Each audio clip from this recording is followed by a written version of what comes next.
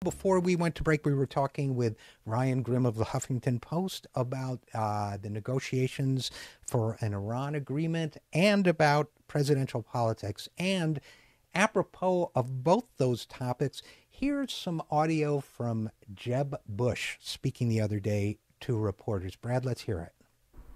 We don't have to be the world's policeman, but we have to be the world's leader. And there's a huge difference. This guy, this president, and Secretary Clinton and Secretary Kerry, when someone disagrees with their nuanced approach, where it's all kind of so sophisticated it makes no sense.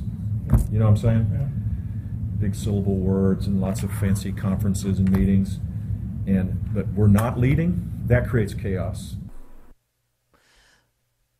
Big syllable words and lots of fancy conferences and meetings. And, these people they bug me so much because they know big words and they're smart. He's George W. Bush. He's his brother without the fake Texas accent.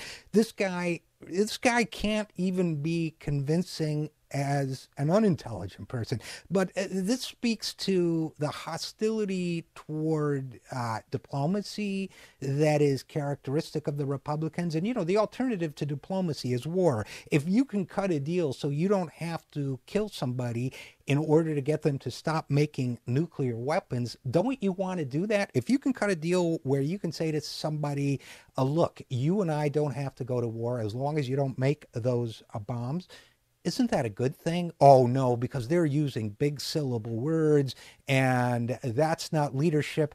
Actually, Jeb, and by the way, I forgot to say, it's Jeb exclamation point Bush, if you've seen his logo.